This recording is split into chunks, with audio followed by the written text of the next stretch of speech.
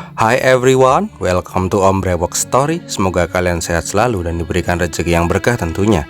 Kali ini Om akan membawakan alur cerita film India, produksi orisinil dari Netflix, yang berjudul Bulbul, keluaran tahun 2020. Lah kok jadi Madura? Film ini menceritakan sebuah kisah legenda penyihir pemangsa manusia yang sudah sangat melegenda. Bersetting di tahun 1800-an, film ini menyuguhkan misteri pembunuhan berantai yang terjadi di sebuah desa. Satu demi satu korban mati secara mengenaskan tanpa tahu apa yang membunuh mereka. Dahlah, daripada penasaran, mending langsung aja bumper Om Brewok Story.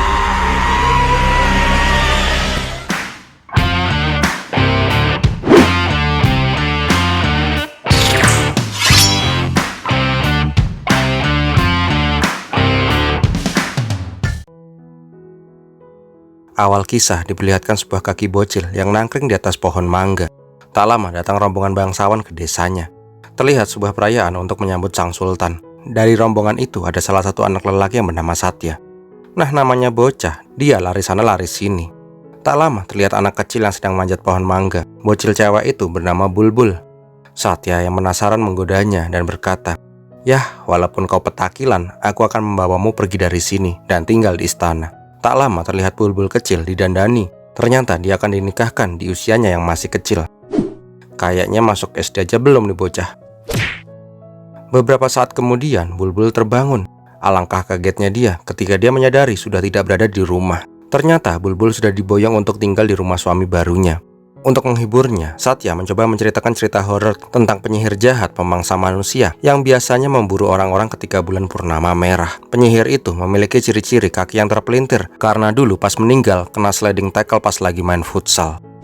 Jir, Dek Satya, kalau pengen menghibur mbok ya cerita yang lucu-lucu gitu loh. Ini malah cerita horor, bukannya terhibur, malah jadi merinding nih.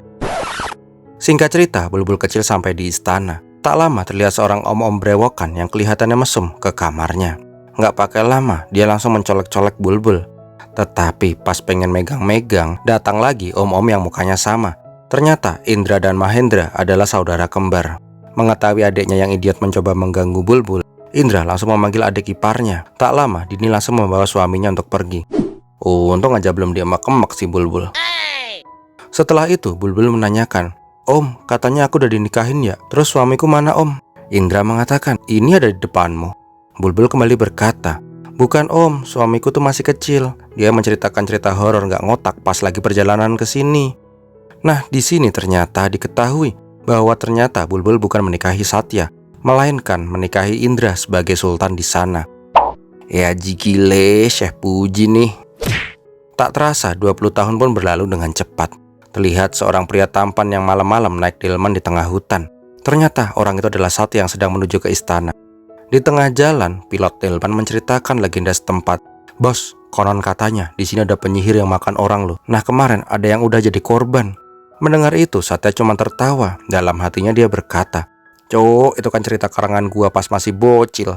Nah, pas di tengah jalan, tiba-tiba perjalanan mereka harus berhenti karena ada pohon tumbang yang melintang di jalan. Melihat itu, nahkoda delman langsung mencoba memindahkan pohon tumbang itu.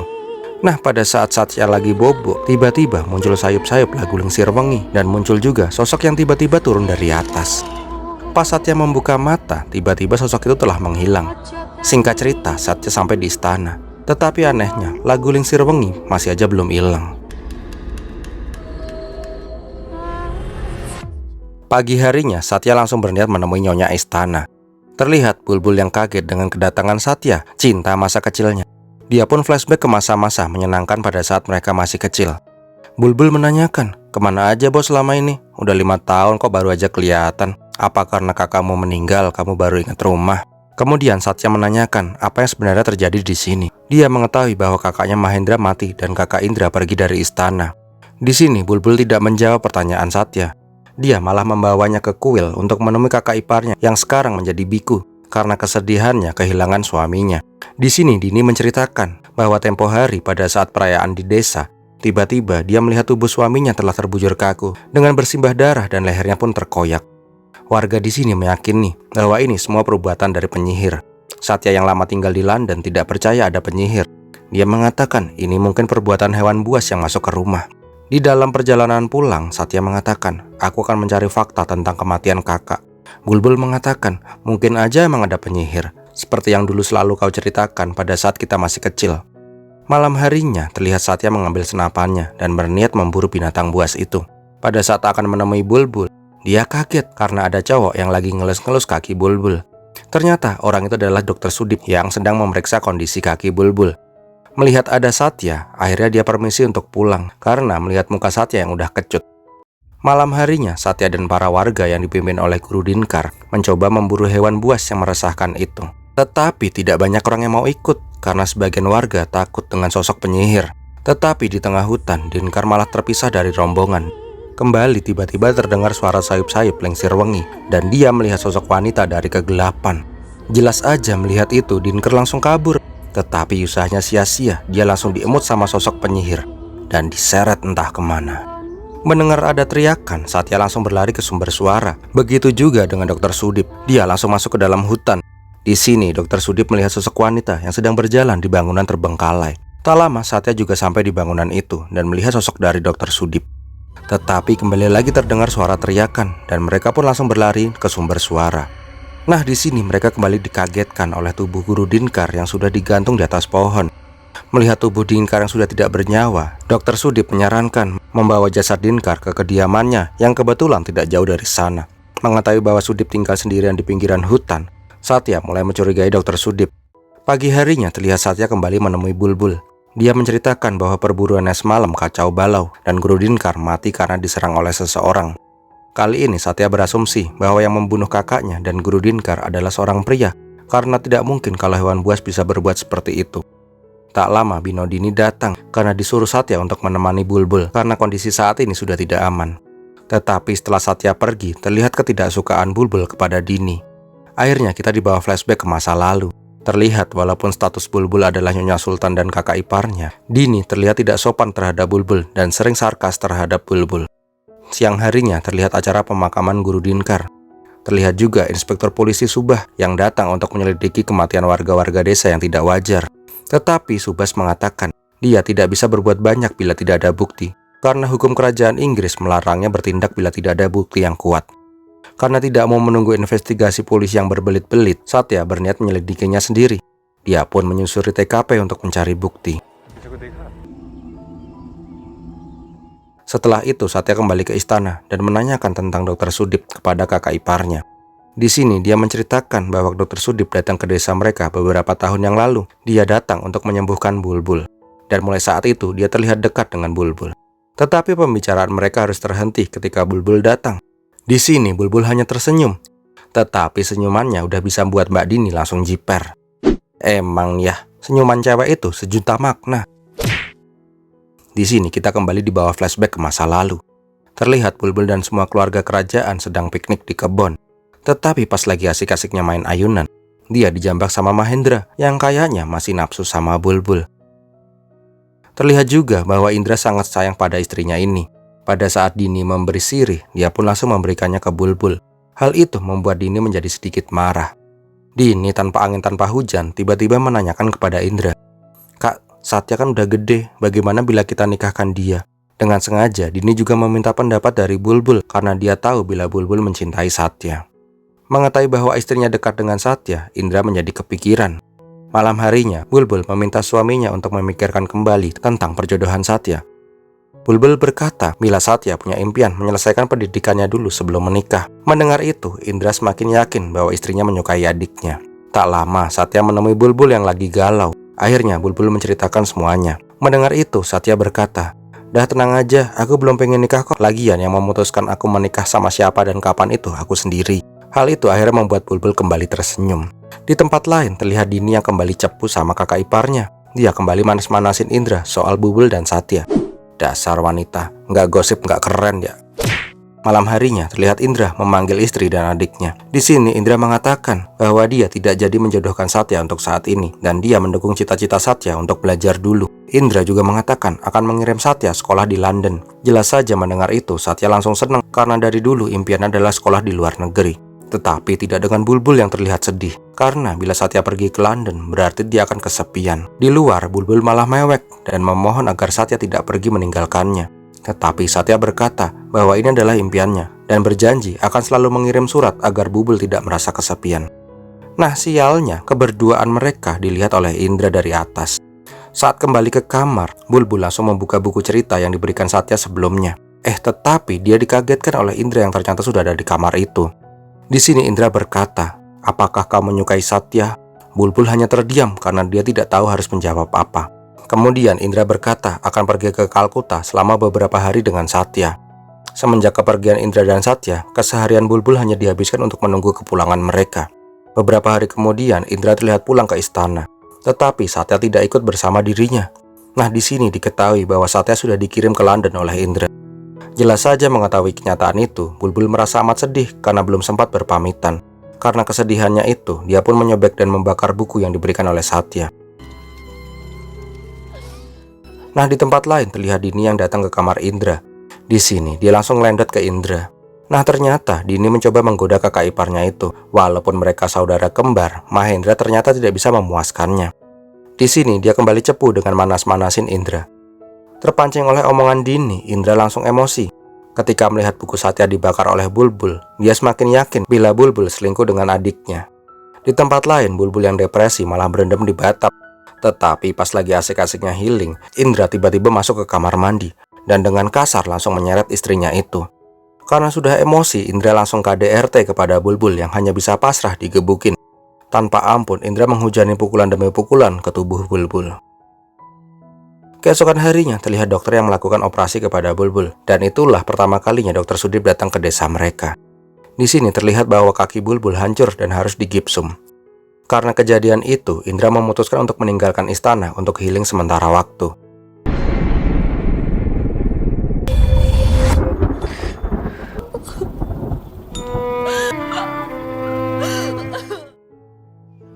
Di masa kini, saat yang baru bangun tidur dikagetkan oleh kedatangan inspektur polisi yang mengabari bahwa ada korban lagi yang ditemukan tewas mengenaskan. Kali ini ada saksi mata seorang gadis kecil yang melihat bahwa ada sosok Dewi yang melakukan pembunuhan itu. Pada saat Satya ingin berbicara dengan anak itu, bahwa anak itu sedang syok dan saat ini diberikan obat bius agar dia bisa tenang oleh Dokter Sudip. Inspektur juga mengatakan bahwa kebetulan Dokter Sudip sedang berada dekat dengan TKP dan dialah orang pertama mengecek kematian korban itu. Malam harinya terlihat Dokter Sudip yang baru aja pulang. Dia dikagetkan oleh sosok Bulbul yang lagi nyimeng di teras rumahnya. Di sini Bulbul mengatakan bahwa Satya mencurigai Sudiplah sebagai sumber masalah di desa itu. Nah, di sini diketahui ternyata Sudip menyukai Bulbul. Tanpa mereka sadari, ternyata Satya juga melihat kedekatan antara Sudip dengan Bulbul. Di rumah, Satya kembali yakin bahwa Dokter Sudiplah pembunuh berantai itu karena dia mengambil lukisan di rumah Dokter Sudip yang menunjukkan gambar-gambar korban sebelumnya. Tak lama Bulbul pulang. Di sini Satya langsung mengajak Bulbul untuk udut bareng. Di sini Satya mencoba mengorek informasi dari Bulbul, tetapi Bulbul tidak memberikan informasi apapun dan hanya tersenyum sambil udut. Karena menemukan jalan buntu, akhirnya Satya mengatakan bahwa Sudip adalah orang yang dicurigai sebagai pembunuh berantai dan Bulbul hanya dimanfaatkan sebagai tamengnya. Mendengar itu, Bulbul malah tertawa karena omongan Satya nggak masuk akal. Di sini terlihat bahwa saat ini Bulbul juga menyukai sosok Sudip. Mengetahui itu, Satya mengancam dia akan memberitahu kakaknya tentang perselingkuhan Bulbul dengan Dokter Sudip. Dan dia yakin kakaknya akan mengusir Bulbul dari istana. Mendengar itu, ekspresi Bulbul langsung berubah. Dan dia berkata, "Kalian para bangsawan, semua sama aja." Akhirnya kita kembali dibawa flashback ke masa lalu. Pada saat malam hari setelah penyiksaan Indra, ternyata Mahendra datang ke kamar Bulbul. Di sini dia ingin bermain dengan Bulbul. Tiba-tiba dia main kelintingan di kamar itu.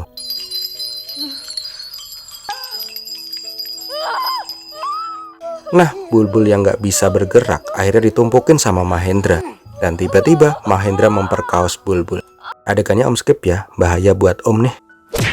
Ketika puas olahraga malam, terlihat Bulbul pingsan karena gak kuat menahan sakit.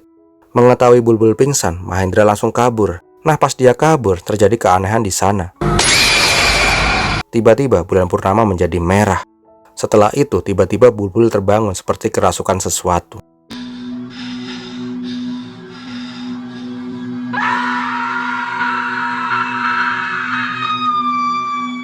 Nah, pas Mahendra masuk ke kamarnya, dia langsung dimarahi sama istrinya karena dia tahu pasti suami idiotnya ini melakukan hal yang enggak-enggak.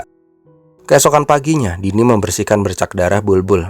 Di sini dia yang tahu bahwa Bulbul semalam habis digenjot sama suaminya, malah membela suaminya. Dia pun berkata, kita beruntung bisa ada di sini. Bagaimanapun mereka adalah bangsawan. Kita bisa memakai perhiasan keren karena mereka. Kita bisa memakai pakaian sutra karena mereka. Kita bisa mendapatkan semua kekayaan ini juga karena mereka. Maka dari itu, aku saran kamu tidak usah berbicara dengan orang lain tentang kejadian semalam. Nah, pas Dokter Sudip datang untuk mengecek kondisi Bulbul, dia menyadari bahwa ada pendarahan di selangkangan Bulbul. Di sini Bulbul mengatakan, tidak usah mikirin urusan orang lain, udah diam-diam baik. Semenjak saat itu, Bulbul sangat membenci kalangan bangsawan dan mulai respek terhadap Dokter Sudip yang mulai memperhatikan dirinya. Tak lama, terlihat Dini mengajak Bulbul datang ke sebuah perayaan untuk dewa. Di tempat lain, terlihat Dokter Sudip yang akan pergi dari kampung itu. Di sini, dia dikagetkan oleh Satya yang tiba-tiba menodongkan senjata kepadanya. Di sini, Satya mengatakan bahwa Sudip tidak bisa berkelit lagi. Di dalam delman, Satya menginterogasi Sudip, tetapi Sudip mengelak bahwa dia tidak tahu apapun tentang pembunuhan berantai itu. Tetapi di tengah jalan, tiba-tiba seperti ada sesuatu yang jatuh ke atas delman mereka. Pada saat Satya mengecek, ternyata masinis delman itu sudah mati bersimbah darah. Nah, tiba-tiba di sana muncul sosok wanita dengan rambut diwut-diwut. Melihat itu, jelas aja Satya langsung nembakin sosok kuntilanak itu. Nah, pas Sudip ikutan keluar, dia melihat sosok kuntilanak versi India di atas pohon dengan kaki yang terpelintir. Wow, ternyata sosok itu adalah Bulbul. Di sini diperlihatkan sosok Bulbul yang seperti Tarsan dengan darah keluar dari mulutnya. Ternyata sosok pembunuh berantai itu adalah Bulbul itu sendiri. Dan kenapa kakinya terpelintir seperti sosok penyihir dalam legenda? Karena kakinya yang hancur pada saat dihajar sama Indra membuat tulang kakinya bisa berputar 180 derajat. Keren. Mengetahui bahwa Bulbul adalah sosok penyihir, bukannya takut, Sudip malah tersenyum dan dibalas senyuman sama Bulbul. Di sini terlihat juga bahwa Bulbul tertembak oleh Satya dan mengeluarkan darah dari pinggulnya. Tak lama Satya datang dan mengatakan, sorry bos, aneh salah sangka. Ternyata benar pembunuhnya adalah penyihir. Ente bebas sekarang, silahkan kembali ke kampung karena di sini udah nggak aman. Pada saat Satya akan memburu sosok penyihir itu, Sudip langsung menghalanginya. Karena saat ini dia sudah tahu bahwa sosok itu adalah Bulbul, orang yang dia cintai. Akhirnya terjadi pergelutan di antara mereka. Sehingga obor yang dibawa malah membuat kebakaran hutan. Nah, melihat hutan yang terbakar, Bulbul mencoba melarikan diri. Di sini juga kita diceritakan alasan Bulbul melakukan pembunuhan berantai itu. Dia membunuh Mahendra karena dia dendam setelah diperkaos olehnya. Dia membunuh Guru Dinkar karena Dinkar melakukan KDRT terhadap istrinya. Dan ia membunuh om-om di Batak karena dia ingin mencabuli bocil. Di sini Bulbul merasa marah bila ada bangsawan yang menyakiti wanita. Nah, di dalam hutan, Bulbul akhirnya terjebak oleh kebakaran. Sudip yang mencoba menyelamatkan Bulbul malah dihalang-halangi oleh Satya. Ngapain juga ngurusin hantu, mending nyelamatin diri. Tapi ketika Satya masuk ke dalam kobaran api sambil memanggil-manggil nama Bulbul, Satya baru sadar bahwa orang yang menjadi sosok penyihir itu adalah sosok Bulbul, wanita yang juga dia cintai. Di sini mereka sama-sama flashback ke masa-masa membahagiakan pada saat mereka masih kecil.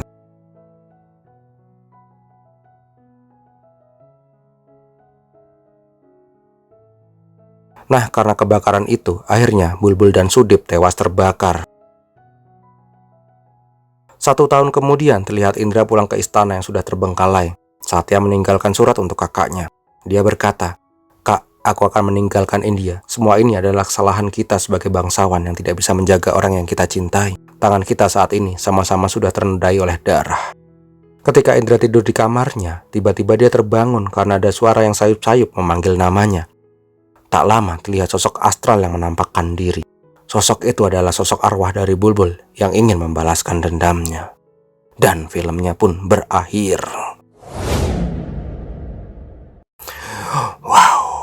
Wow, gimana film ini sob? Endingnya masuk gak nih? Tulis di kolom komentar ya. Pesan dari Om nih, jangan nikah muda. Apalagi kalau kalian udah om-om, nikahin sama bocil. Dah, itu aja pesan Om. So, bagi kalian yang suka dengan video ini, silahkan untuk like, comment, dan share. Jangan lupa bagi yang belum subscribe untuk subscribe dong.